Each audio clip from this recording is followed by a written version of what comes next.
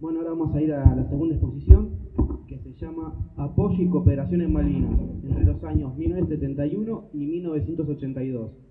Vamos a desarrollar los siguientes temas: la declaración conjunta, los viajes del ADE, el correo, YPF, pista de aluminios y representantes en Stanley. El expositor va a ser el brigadier retirado, veterano de guerra de Malvinas, Alberto Catalá. En Malvinas, con el grado de mayor, fue auxiliar del jefe del Centro de Información y Control y también del jefe de operaciones del Estado Mayor de la Fuerza Aérea. Posee los títulos de aviador militar, oficial de Estado Mayor, licenciado en Sistemas Aéreos y Aeroespaciales del Instituto Universitario Aeronáutico, es profesor de Estrategia Operacional Aérea en la Escuela Superior de Guerra. Durante su permanencia en la Fuerza Aérea realizó el curso de aviador militar, el CEPAC, que es la Escuela de Piloto de Cazas, el curso avanzado de Comando y Estado Mayor, curso superior de Estrategia Militar de las Fuerzas Armadas. Efectuó los cursos de habilitación en los siguientes sistemas de armas: Morán Saunier, A4B y A4C Skyhawk, F-86 Sabre, M5 Mirage y Fokker F-27. Fue secretario de la delegación argentina ante la Junta Interamericana de Defensa, en Washington, Estados Unidos. Fue segundo jefe de la 10ª Brigada Aérea, en Río Gallegos, jefe del curso de Comando y Estado Mayor de la Escuela Superior de Guerra Aérea, jefe del Grupo Aéreo de la Escuela de Aviación Militar, jefe de la 2ª Brigada Aérea en Paraná, jefe del Estado Mayor del Comando de Operaciones Aéreas y por último fue director de la Escuela de Aviación Militar.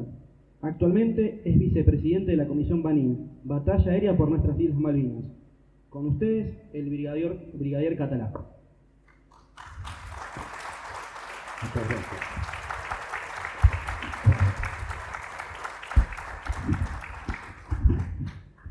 Buenos días. Es para mí un grandísimo placer tener la posibilidad de hacer esta exposición para ustedes. Vamos a bajar totalmente el nivel de esta charla, de nivel estratégico o geoestratégico, como nos ha dicho el expositor anterior, para algo que es muy poco conocido en nuestro país, que son los 11 años previos a la Guerra de Malvinas. Años que se caracterizan por las posturas argentinas ante las Naciones Unidas, que siguiendo, digamos, una política de descolonización de todas las colonias que existían en el mundo, tuvo una serie de resoluciones de esa Asamblea General de las Naciones Unidas, y tenemos que ver qué postura adoptó la Cancillería Argentina con respecto a esas resoluciones y qué actividades se llevaron a cabo.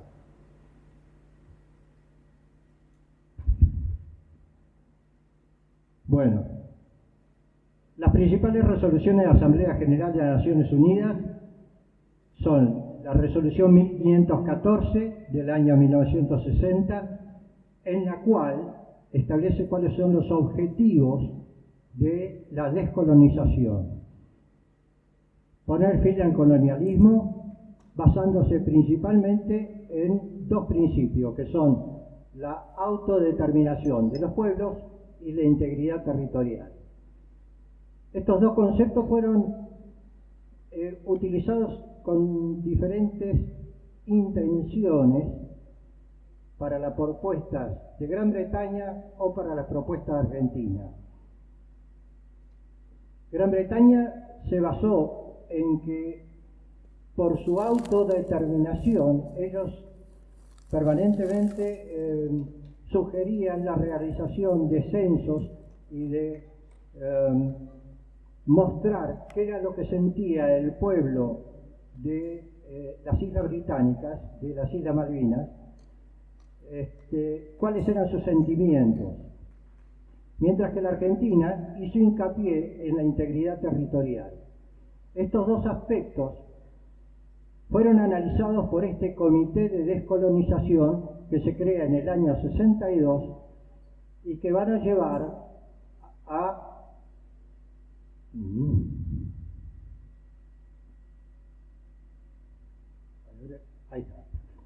la resolución 2065 que es del año 1965, que establece implícitamente que las islas no pueden ser descolonizadas por la autodeterminación, con lo cual está desestimando la pretensión de Gran Bretaña en dos sentidos.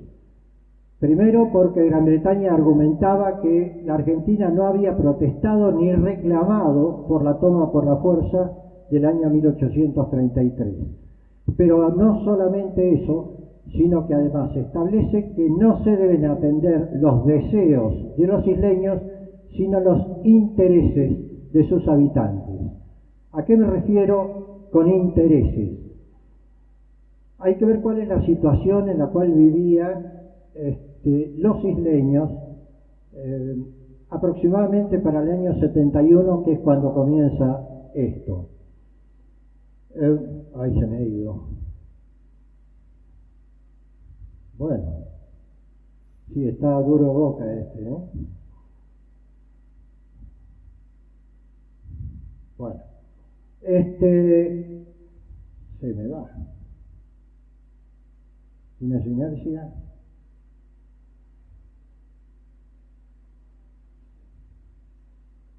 Se me pasa alguna intermedia. Volvé la mano. ¿Cómo? No. Andar que tiene la foto del barco. Ahí. ¿En qué condiciones estaban los isleños? Ellos tenían un barco que era de la Falkland Island Company. Era una compañía privada con mayoría estatal que regía aproximadamente el 80% de la producción de las islas, principalmente en cuestiones laneras y de carne ovina. Este barco estaba a punto de ser vendido por la Falkland Island porque le producían gran cantidad de pérdidas. A raíz de eso, un problema grave que ellos tenían que solucionar era la comunicación con la zona continental a los efectos de poder llegar a lo que la definición de interés de los isleños obraba para Naciones Unidas, que era la cooperación. En las Islas Malvinas no hay madera, prácticamente no hay árboles. Los que hayan estado allá, bueno, yo pasé allá toda la guerra, llegué con el primer avión que se hizo la toma por asalto del aeropuerto Malvinas y me fui en el último barco de los presos. Yo conté en Puerto Argentino, en Stanley, 7 árboles y no había más árboles, hay unos arbustos nomás, que esos arbustos tienen gran cantidad de raíces que generan esto que se va a ver acá, que es la utilización de la turba como leña.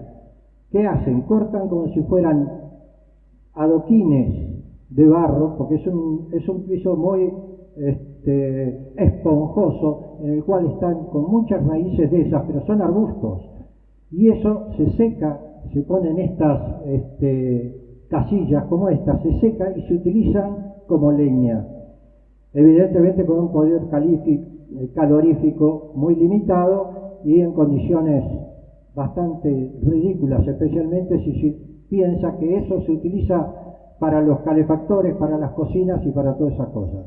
Año 71. Tenían un par de aviones Beaver, hidroaviones, o anfibios, llamémosle, que eran con los cuales hacían los recorridos por los diferentes puertos o pueblos que hay sobre las islas. Todas ellas tienen sus pequeños puertos. Pero además de eso, ahora no quiero avanzar, ahí está. Las condiciones del hospital de los isleños no le permitían tratamientos especializados ni tratamientos prolongados a personal, a las lesiones que pudiera sufrir su personal. Además, si ustedes ven lo que eran la única tienda que tenían para compra y obtención de elementos de escritura, etc., eran condiciones muy precarias y tenían una catedral, la de Cristo Rey, y una capilla católica, aquella es anglicana. Y he resaltado ahí ese monumento, el Arrow Green, que fue un monumento que ocasionó una protesta argentina, porque eso fue un monumento que ellos lo inauguraron cuando se cumplieron los 100 años de la toma por la fuerza de las Islas Malvinas. En estas condiciones se produjo, a raíz de la resolución 2065 que mencionamos ayer, hace un instante, un memorándum de entendimiento entre Buenos Aires y Londres tendiente a buscar las posibilidades de transporte aéreo y marítimo y proporcionar los servicios esenciales para los isleños en las Malvinas, porque las condiciones en que ellos vivían eran, desde el punto de vista de servicios, miserables. A raíz de eso se genera la visita de personal de la Embajada Argentina y de dirigentes malvinenses que son acompañados por personal de Fuerza Aérea y de Armada para recorrer todos los puertos y aeropuertos patagónicos. Acá se ve que recorren Madryn, Comodoro Rivadavia, Deseado, Santa Cruz, San Julián, Río Gallegos y Ushuaia, buscando qué forma de cooperación podían tener con el territorio. En esa situación surge un evento bisagra, por darle un nombre, que es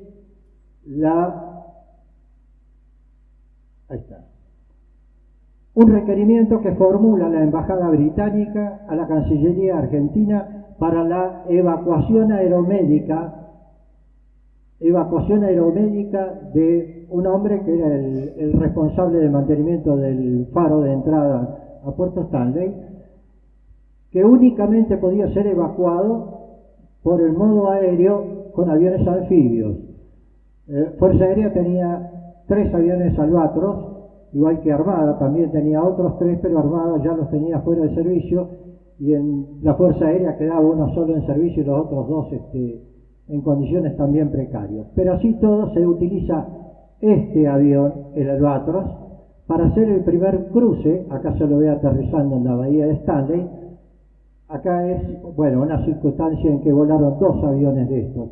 Este era un avión que permitía amerizar en condiciones de mar abierto, con mayor condición, con mayor justificación adentro de la bahía de Stanley, que tenía una gran autonomía, porque llegaba hasta 22 horas de autonomía, que eso le permitía ir hasta Malvinas, hacer la evacuación y volver en vuelo sin recargar combustible, porque prácticamente no había combustibles.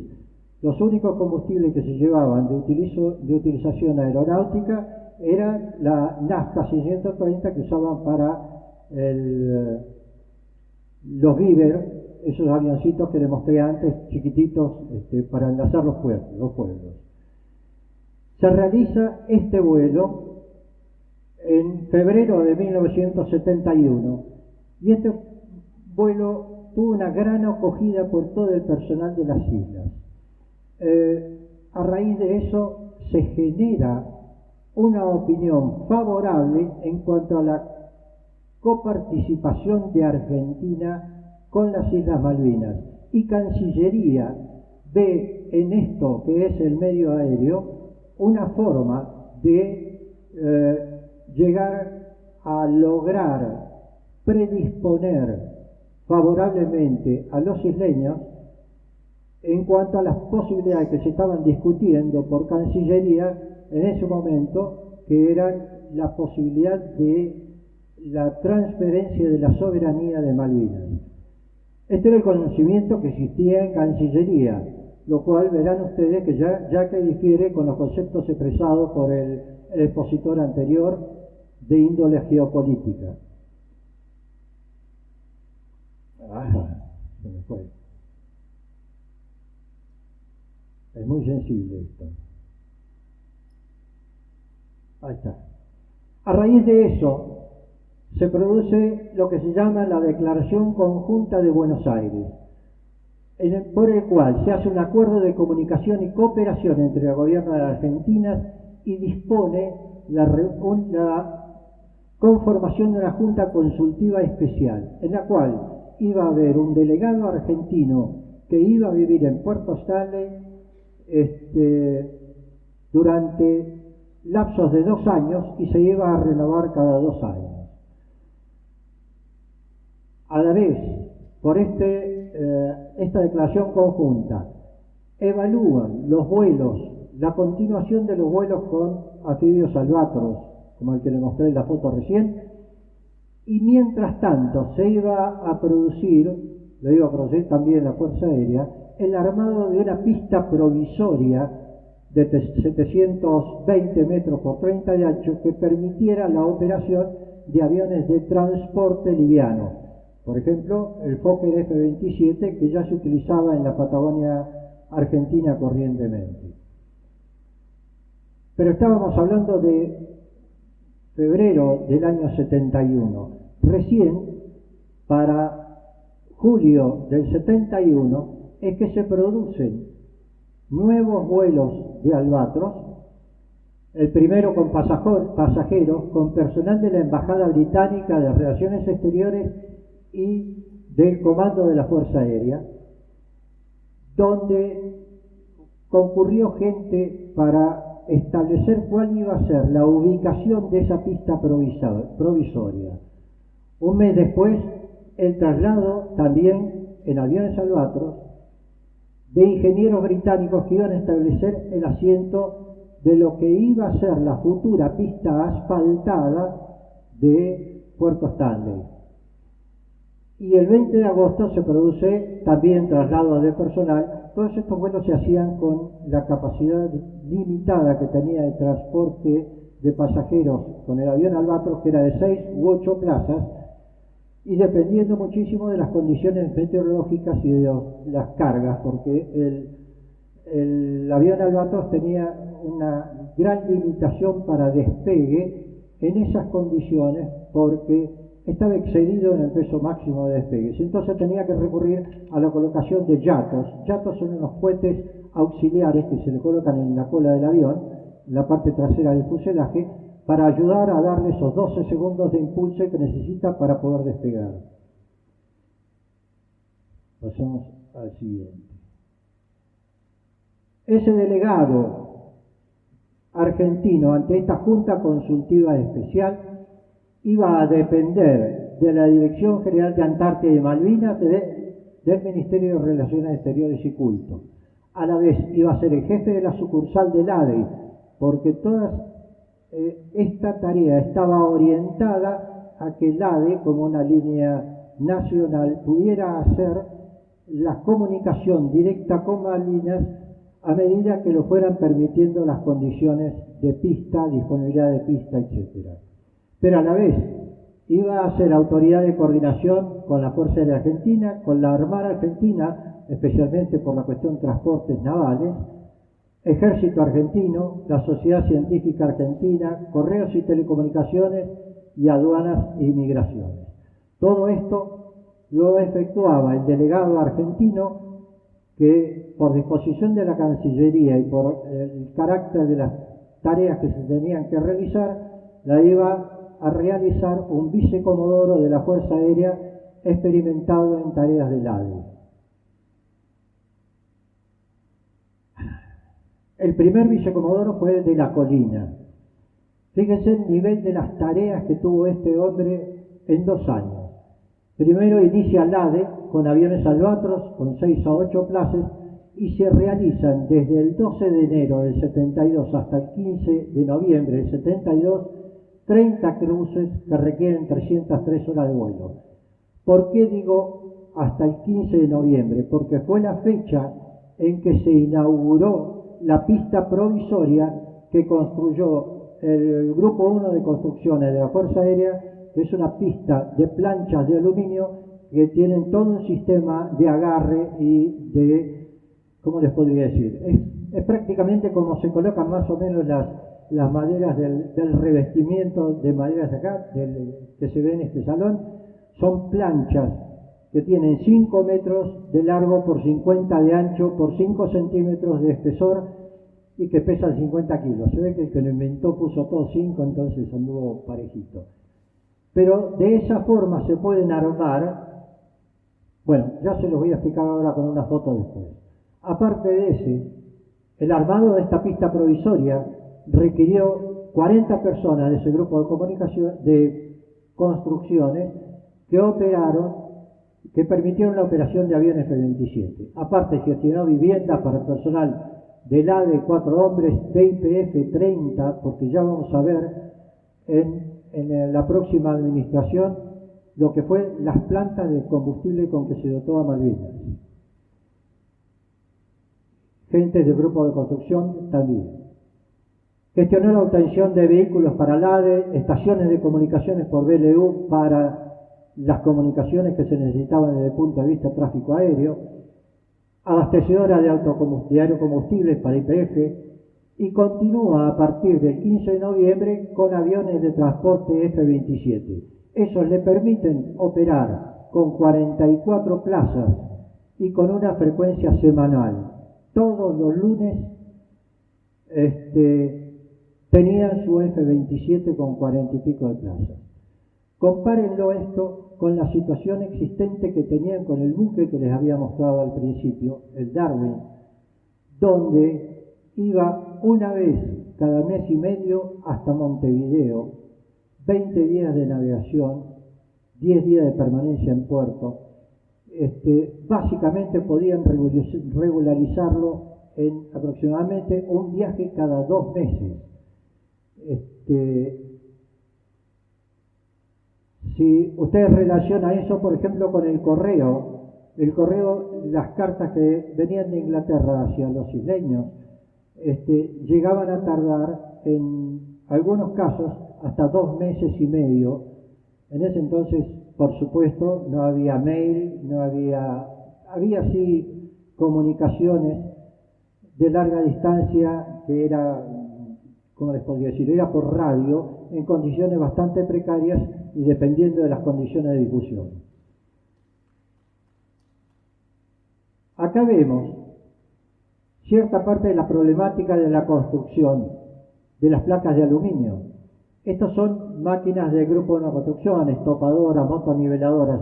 Tuvieron que nivelar todo ese terreno, 720 metros sobre la pista. Así es como se armaban las placas de aluminio, tarea eminentemente manual. Y esta es una foto aérea que muestra parte de la ciudad de Stanley, del pueblo Stanley, y acá en el fondo se ve en esa península que se llama Hooker's Point, donde se armó la pista provisoria de 720 metros. A la vez el grupo de construcciones también construyó todo el camino que traía hasta la ciudad y niveló la zona que se necesitan para la planta de combustibles que iba a instalar YPF. Eso, relacionen todos estos elementos, evidentemente, esto es maquinaria pesada, esto no se traslada a vía aérea. Se hizo con la participación de transportes navales, principalmente el Bahía Buen Suceso y el otro buque, ya me lo he olvidado, ya me voy a acordar.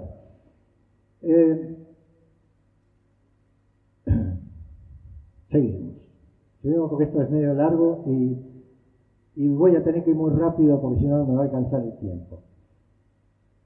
A la vez, el segundo de los delegados, el vicecomodoro Blumer Reed, hizo que se contrataran a través del ADE 2 profesoras de español, esto era parte del convenio, que iban a enseñar en las escuelas de Stanley, porque estas hermanas Cañas, que después vamos a presentarles una foto de ellas, eran hijas de irlandeses que vivían en Entre Ríos, ganaron la propuesta para trasladarse durante 2 años a Stanley y vivieron allá y al cabo de los 2 años fueron relevadas por 2 maestras más y toda esa política se siguió durante los 10 años previos a la Guerra de Malvinas. Se construyó la planta de combustible que se llama Antares 2, la construyó YPF.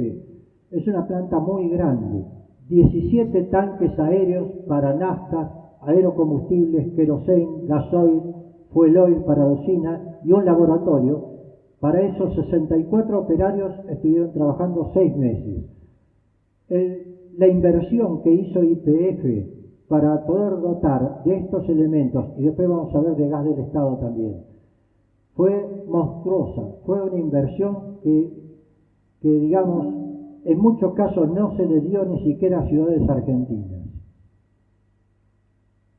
La construcción por gas del Estado de una planta de distribución de garrafas y tubos de gas, provisión de 30 calefactores y cocinas con un local de distribución.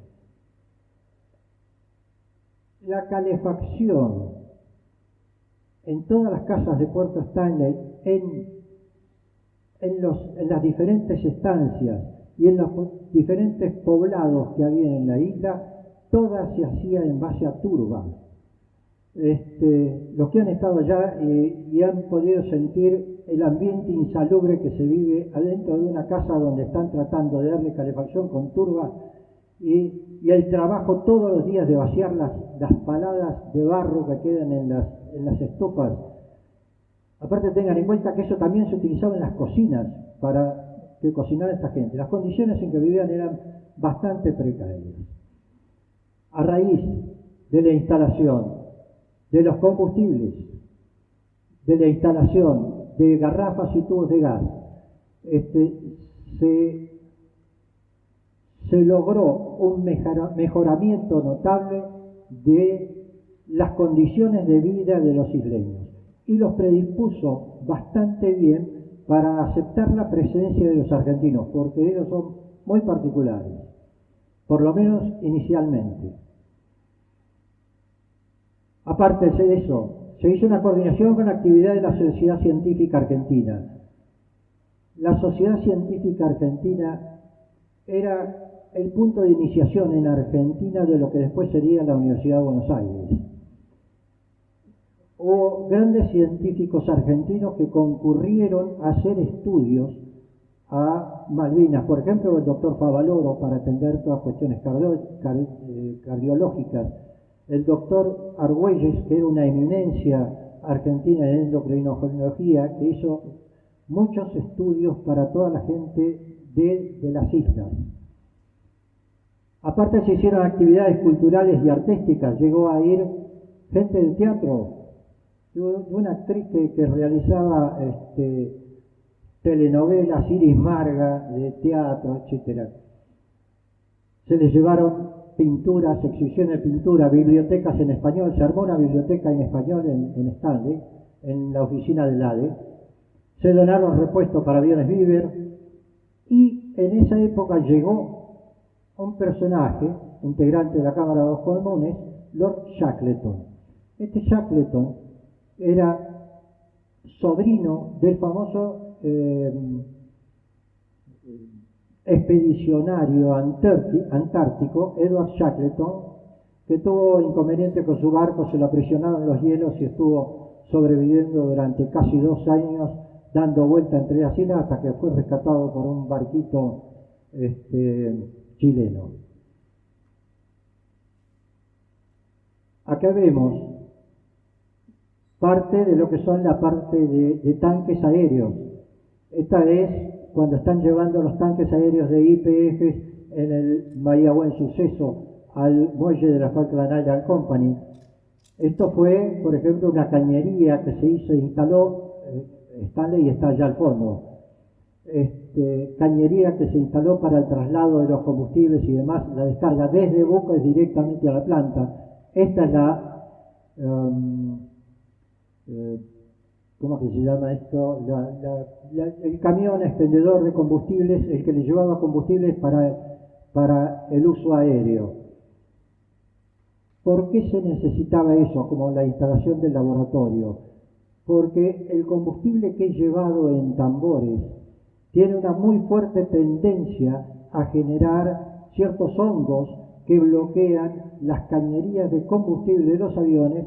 Inclusive la instalación del laboratorio en la planta de YPF se produjo después de que hubo una emergencia muy seria con un F-27 que en la mitad del traslado se le plantó un motor y siguió volando con un motor hasta las islas después de haber pasado a mitad de camino, y llegó con el otro motor prácticamente plantado, y ese avión tuvo que ser repuesto por otro avión, por personal que tuvieron que hacer un trabajo de limpieza muy grande. A partir de entonces se utilizó exclusivamente combustible aeronáutico de uso especial para clima antártico. Y acá hay otra parte de la planta de combustible. Todo esto requirió grandes movimientos de tierra en un suelo que es muy especial. El suelo de Malvinas es muy esponjoso, salvo la parte de montañas o de lomadas. Es un suelo donde, bueno, los veteranos acá lo van a saber mejor que yo, uno caminando se entierra casi hasta el tobillo en ese suelo. En ese piso construir una pista directamente es casi imposible. Por eso que Fuerza Aérea utilizó para la pista provisoria esa pista de placas de aluminio que había utilizado ya previamente para ciertas construcciones que se habían hecho en Antártida, especialmente en la base Marambio, la primera que hubo. Seguimos. Acá tenemos el primer F-27 que llegó y aterrizó. En este momento está la foto de cuando es recibido por el gobernador de las islas. Este es el vicecomodoro de La Colina, que fue el primero que lo recibió, donde esta es la pista. Este es un pequeño hangar que se le construyó hacia el final de la pista para poder guardar la abastecedora, los equipos de apoyo a los vuelos, pero a partir del 15 de noviembre de 72, que se inaugura esta pista, que estaba previsto que durara 2 años, que era el tiempo que decían los ingleses que ellos iban a necesitar para hacer construir en otro lugar próximo a esta una pista de asfalto que permitiera operar aviones reactores. Acá se ve la punta de plano de un avión guaraní de Fuerza Aérea, que son los verificadores de ayudas radioeléctricas, etcétera, y verificadores de condiciones de pista, etcétera. Son los que permiten la habilitación. En estas fotos vemos cuál es la oficina de Stanley, en la cual se habilitó la oficina LADE. Estas son las 2 maestras que yo les comenté al principio, que son las hermanas Cañas. Acá está el personal de Fuerza Aérea, de la parte de comunicaciones, en colaboración con personal de telecomunicaciones, de la instalación de una de las 2 redes por banda lateral única. Y este es un F-27 donde está operando sobre la pista esta de placas de aluminio. A ver.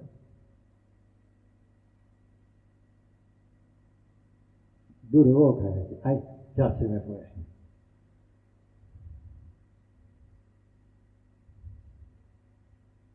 Bueno.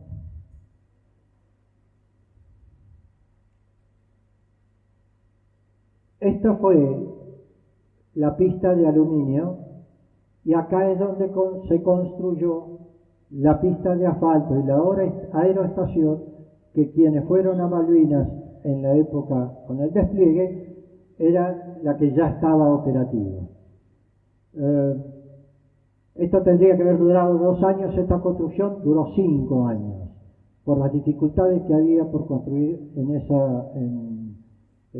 por el relleno que hacía falta, de rellenarlo con tosca para recién entonces poder dar una capa de asfalto. Pasemos al siguiente. Acá se ve nuevamente la pista nueva, que era una pista que tenía 1250 metros por 50 de ancho, que permitía la operación de aviones F-28. Y Fuerza Aérea donó también un radiofado Bohr que es un radiofaro de alta precisión para navegación y entrada por instrumentos. Bueno, pero hasta ese momento todo venía muy bien, todo muy predispuesta la gente, los isleños, en cuanto a las ventajas que le estaba ocasionando toda esta aerocooperación con la Argentina. La Argentina, con una óptica de cancillería de que debía ganarse la voluntad de los isleños para tener alguna posibilidad de traspaso de soberanía, que era algo que inicialmente se trataba con el gobierno británico. Desconociendo, por supuesto, nosotros todo lo que acaba usted de explicar en la exposición previa, acerca de esas definiciones de principios estratégicos de la OTAN y las condiciones que debía mantener para el Atlántico Sur. Nosotros estábamos convencidos en ese momento que debíamos ganar la voluntad de los isleños. Pero entonces apareció el diablo siempre mete la cola. Se me fue para adelante. Bueno.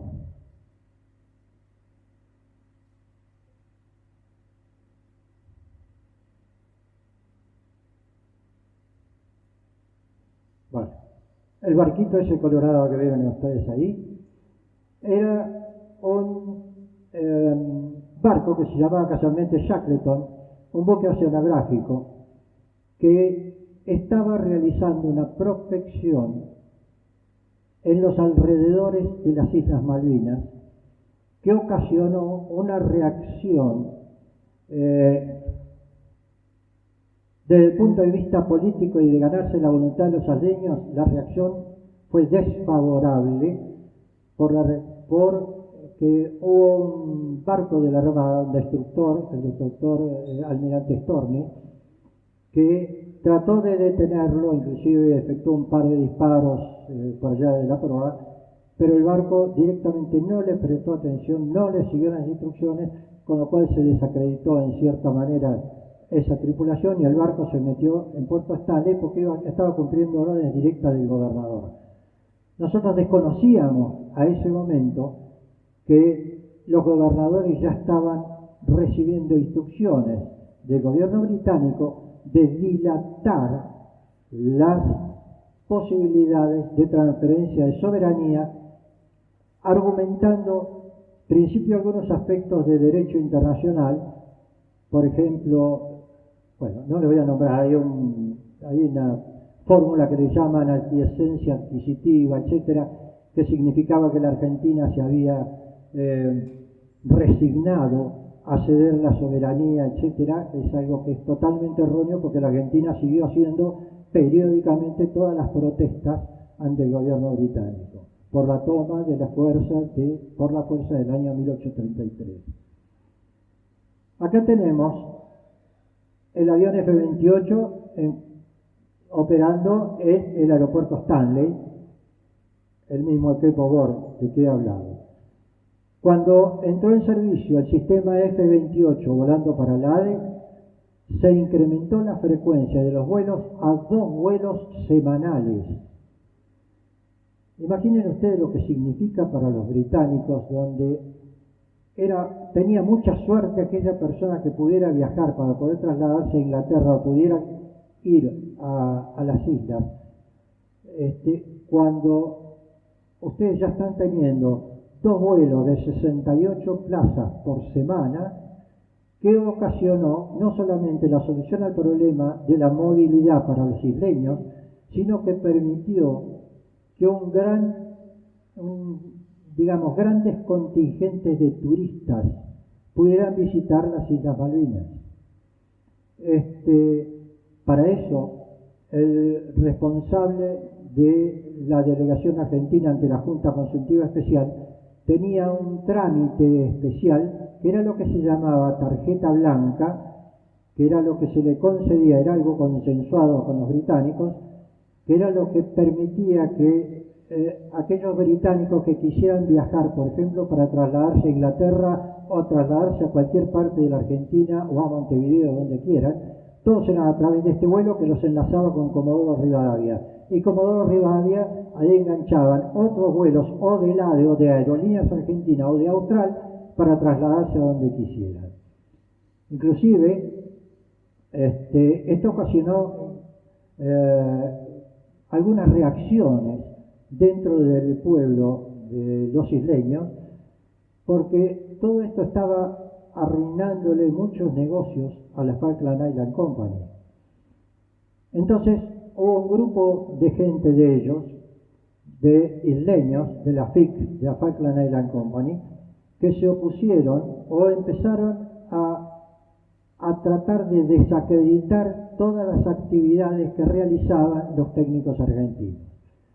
Por ejemplo, algunos se llegaban a quejar de la falta de puntualidad de estos vuelos, lo cual es erróneo porque hay mensajes y diplomas de felicitación por parte de los gobernadores, ¿no es cierto?, acerca de lo precisos que eran esos vuelos, y a partir de que se disponían de radioayudas como esta, ya no tenían problemas con la meteorología. La meteorología en las Islas Malvinas es muy especial. Seguramente cuando termine todo esto, porque ya se me va a acabar el tiempo, podemos hablar un poquito de lo que es la meteorología antártica y la forma como afecta especialmente a Islas Malvinas, donde, imagínense ustedes, acá en la zona de Buenos Aires, un frente frío que llega a Buenos Aires y tarda 24, 48 horas en pasar, por cada frente frío que llega acá, allá de los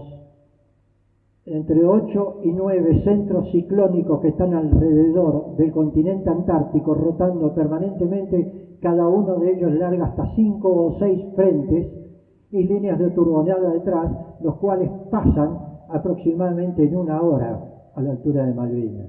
Y donde ustedes tienen un clima ideal y a la hora está llegando una de estas líneas de turboneada que se ven, son paredes monstruosas, que cambian las condiciones de vida y de sobrevivencia en las islas en 1 hora.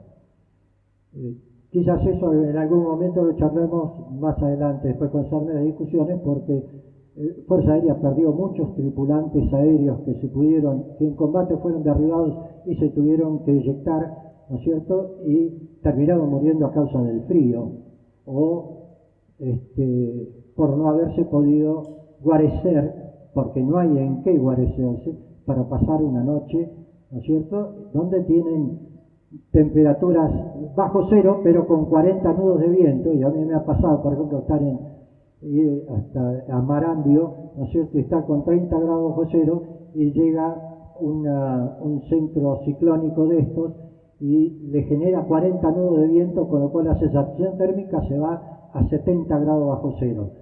Esas son las condiciones del clima antártico que tiene gran influencia en toda la parte de Malvinas. De ahí podrán ver ustedes lo que han sufrido los soldados que estaban ocupando posiciones en los diferentes despliegues en Malvinas. Bueno, pero eso es un tema que lo contarán en su momento los responsables de esos despliegues. Seguimos. Se resiste. Ahí está. El vicecomodoro Gilobert fue el anteúltimo. Ahí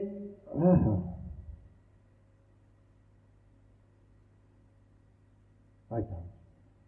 Fue el anteúltimo. Destacó que tenía muy buenas relaciones con el gobernador Rex Hunt, inclusive con la gente de los isleños, porque dio la casualidad de que la esposa del vicecomodoro Gilobert estaba embarazada de 3 meses cuando fue allá. Entonces el hecho de que le naciera un hijo malvinense y demás fue muy bien visto por la comunidad, ¿cierto? Y tuvo muy buen trato. Pero mientras tanto, la gente de la Falkland Island Company ya habían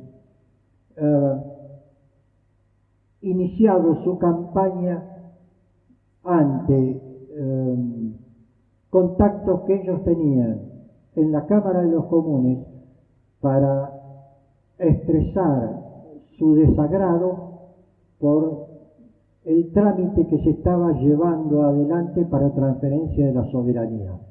Esto era lo que en ese momento suponíamos que era lo real. Con el tiempo nos hemos dado cuenta de que la guerra de Malvinas, yo voy a ser un poco más preciso que usted, señor, en el libro que hemos completado de la Fuerza Aérea en Malvinas, nosotros estimamos que la preparación para la guerra de Inglaterra fue de 4 años. O sea, 4 años antes del 82 ellos ya se estaban preparando para esta guerra, y a la cual hasta le habían puesto fecha. Bueno, la gente de la Falkland Airline Company inician una campaña de desprestigio con el apoyo de periodistas en Londres, tornando a la población el rechazo del cambio de soberanía y neutralizan los beneficios de la política de seducción. Todo esto que hizo la Argentina se le llamó la política de seducción. Para mí, yo no lo llamaría seducción porque no fue exitosa en seducir, sino una política de acercamiento, yo me molesto.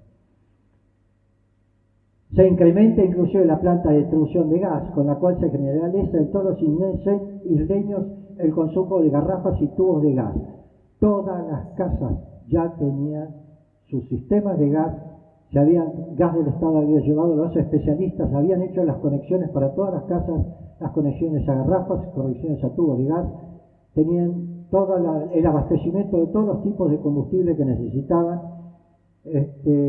Las condiciones habían mejorado muchísimo para los isleños. En un plazo muy corto, no era más de 3 años, 4 años, cambió la situación de los isleños, que era lo que nosotros interpretábamos como que era el interés de los isleños para las Naciones Unidas. Y se conocen, cuando les dije hace un rato que había el barquito ese pintado de rojo, era porque, citando su frase, el diablo metió la cola. En ese barco venían especialistas mandados por el Foreign Office para relevar ciertos aspectos relacionados con las capacidades potenciales de producción de las Islas Malvinas y sus alrededores. Eso respondió a un informe que se llamó el informe Shackleton. Este informe Shackleton obró quizás con más fuerza que el efecto Davidoff que usted citó, porque produjo ese informe que eran 2 tomos de 400 y pico de páginas, que fue vendido por 8 libras en Puerto Stanley, y recién después lo recibimos en Buenos Aires, y los comentarios fueron publicados en el diario La Opinión, donde directamente se decía que se daba por sentado de que la transferencia de la soberanía debía estar sujeta a como mínimo 1,5 siglos. Ese 1,5 siglos no es una cantidad tomada al arbitrio, era lo que ellos habían vivido, negociado con Hong Kong, y que a ellos le había permitido ciertas condiciones especiales de obtención de recursos, etcétera, en la zona de China e India también. Pero ¿qué pasaba acá? Haciendo comparación con lo que son las zonas de extracción petrolífera en la Argentina, el Gran Triángulo, la capacidad potencial que tiene el Gran Triángulo entre Stanley con Santa Cruz, con Río Grande, es un triángulo donde expresan que la capacidad potencial de producción petrolífera y gasífera decían que tenía una equivalencia aproximadamente a la del Mar del Norte, lo cual en ese momento, donde era una época en que no se hablaba ahora de dejar de consumir combustibles fósiles, sino que casualmente la riqueza de los países estaba dada por eso. Pero no solamente desde el punto de vista petrolífero. Hacía un gran detalle de todo lo que era la producción ictícola en los alrededores de las Islas Malvinas.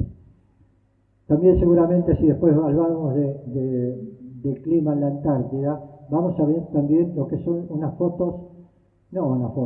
mapa de lo que es la proyección de la plataforma continental argentina y donde, con respecto a eso, dónde están ubicadas las Islas Malvinas y las Islas Georgias.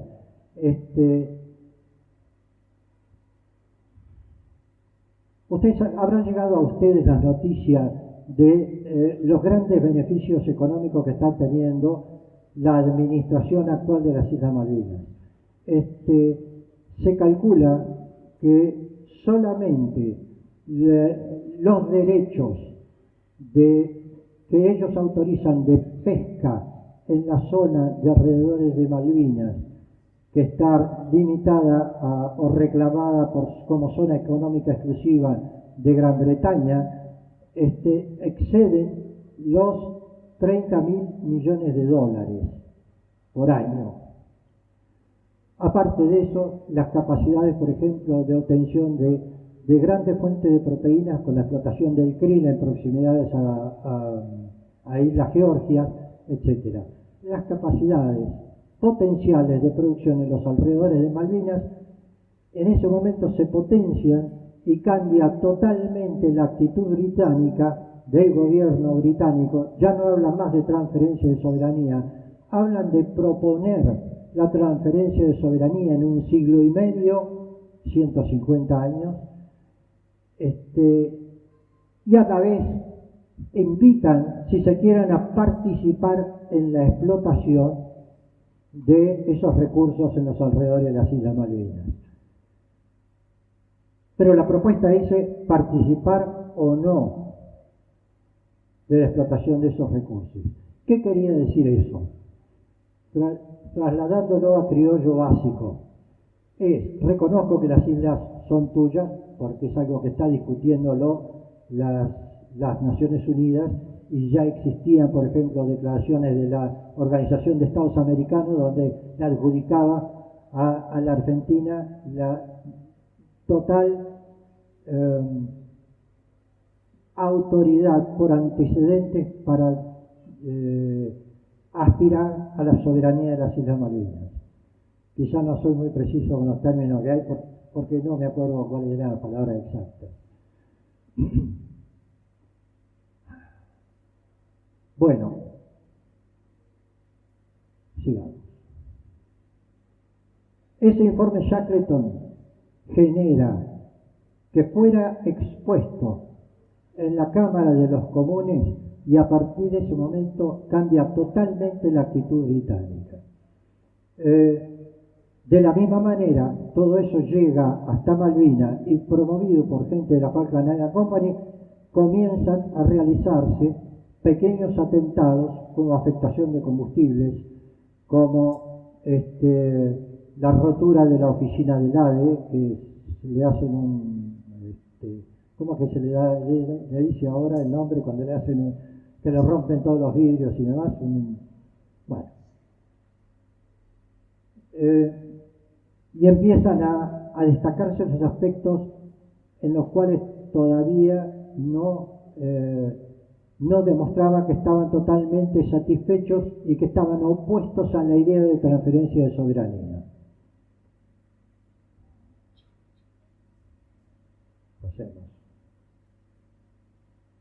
Esto es una placa que se ve muy mal, pero se ve, por ejemplo, allá al fondo del otro lado de la bahía. Duro boca Bueno, al fondo del otro lado de la bahía, en la foto que estoy tratando de mostrarles, se ve allá al fondo parte de la planta fraccionadora de gas y gases y combustible envasado, etc. Estos son todos los arbustos que había en Malvinas y que generaban todas esas redes de raíces que se utilizaban como elementos de combustibles. Bueno, no me animo a apretarlo más fuerte. Ahí está. El último, que fue destinado a Jalvis Comodoro Gamen, este hombre lamentablemente estuvo nada más que 2 meses, de enero hasta marzo, donde se produce la reconquista de las Malvinas. Los antecedentes que yo tuve para preparar esta exposición han sido, en la mayor parte, informes procedentes de Fuerza Aérea, y me ha costado muchísimo trabajo conseguir información acerca de toda la cantidad de elementos que fueron trasladados por transportes navales. Transportes navales tuvo una frecuencia trimestral de buques en los cuales se llevaban los combustibles, se llevaban o traían máquinas, vehículos, etc. Para que se den una idea, solamente la pista ¿cómo se llama?, de placas de aluminio, pesaba más de 300 toneladas, y eso hubo que llevarla, instalarla, llevar las máquinas, después recuperar esas máquinas, volverla a trasladar al continente. Hubo un gran esfuerzo también de transportes navales. El ejército argentino colaboró mucho en cuanto a la facilitación de medios para inseminación artificial de ovinos, con el personal de las estancias en las islas. También donó caballos de raza para su reproducción en Malvinas.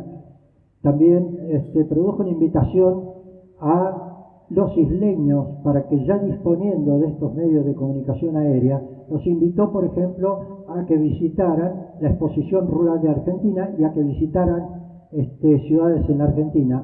Todo eso tratando de predisponer a los isleños favorablemente para lo que nosotros pensábamos que iba a ser una definición en un lapso cercano, porque se hablaba no más de 2 o 3 años, era lo que aspiraba Relaciones Exteriores, cuando los ingleses estaban hablando de 150 años.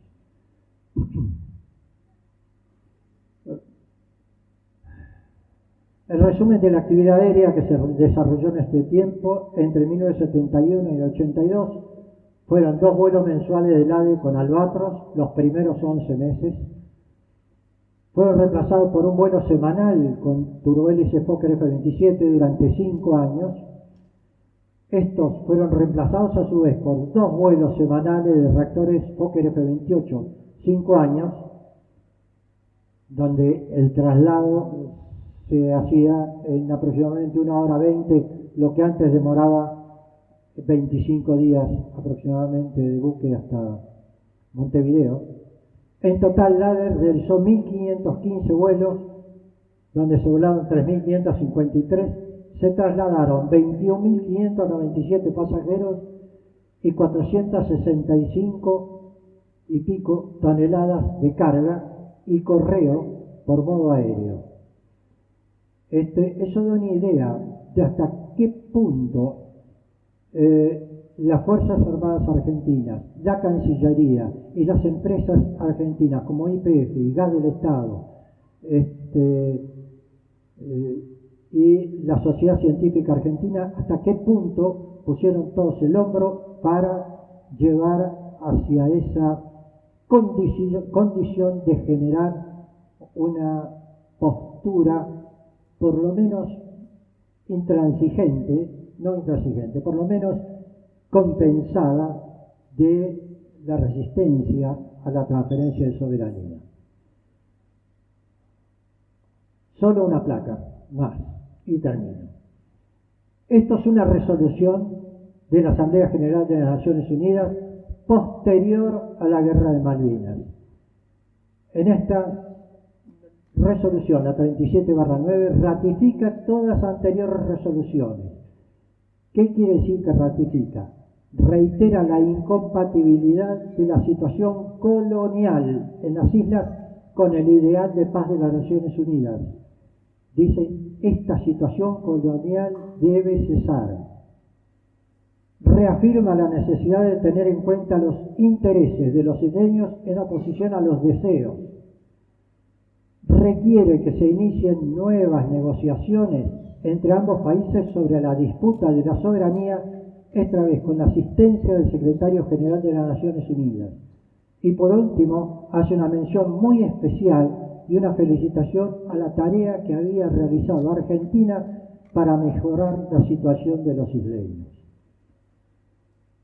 Lógicamente, Gran Bretaña mantuvo su postura, no darle bolilla a las resoluciones de las Naciones Unidas. Entonces surge para nosotros una duda. No quiero poner conclusión porque esta es una conclusión que debe sacarse cada uno o que debe proponerse cada uno. Se hizo un adecuado análisis estratégico o geoestratégico de la situación de Malvinas, por lo que expuso el expositor previo a mí. No hubo un adecuado análisis. Quizás la situación esa de trampa estratégica, que fue preparada con mucha antelación, para nosotros tiempo mínimo 4 años. No me pueden decir que la flota británica está en condiciones de equipar 3 buques de traslado auxiliares y 2 buques de traslado de contenedores como portaaviones, con todos sus sistemas de angaraje, de sistema de combustible y demás, para el apoyo de los aviones Sea Harrier como utilizaban ellos. Eso no lo pueden hacer en 48 horas, como dicen ellos que lo hicieron. Bueno, conclusión. Es importante el análisis estratégico y geoestratégico. Quizás el gobierno argentino, sujeto a esta trampa estratégica, no tuvo otro camino que este. Y ahí surge la gran duda de si fue oportuno hacer la operación militar de la toma de Malvinas. Con lo cual estoy, en cierta manera, tirando en contra de nuestra experiencia y del orgullo que siento de ser veterano y de haber participado en la misma. Pero se las dejo picando, les dejo picando la pelota en el área como para que le hagan un gol de cerca. Nada más, gracias.